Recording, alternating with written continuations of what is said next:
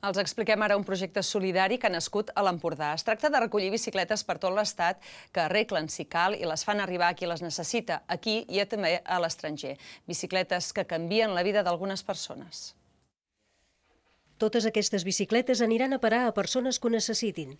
Han arribat de diversos llocs d'Espanya i en continuen arribant. Aquí les deixen a punt per rodar de nou. La mayoría son bicicletas muy buenas, en muy buen estado, que básicamente es simplemente cambiar una pieza, inflar los neumáticos y ya está muy bien.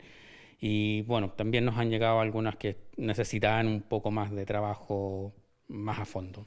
L'ànima del projecte és en Romà, que fa 2 anys es va vendre a l'empresa d'electrònica i després d'un temps de reflexió va fer un canvi de vida.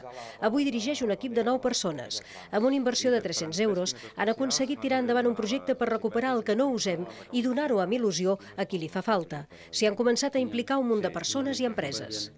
Jo tinc una premissa i és que això s'ha de fer sense diners. Amb els 300 euros el que hem fet és constituir l'associació i el domini de la pàgina web i uns adhesius. El que més ho demanem tot, la pintura, el transport.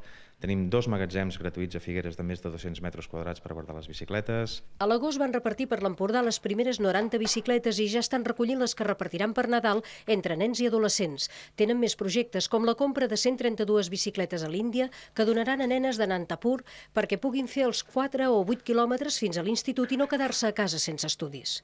El 98% de les nenes que tenen la bicicleta acaben els estudis d'institut, per tant, el nivell d'eficàcia amb entrega de bicicleta i estudis és altíssim. Bicicletes sense fronteres accepta donatius. A partir de 5 euros tots podem ajudar que les bicicletes grogues rodin pel món.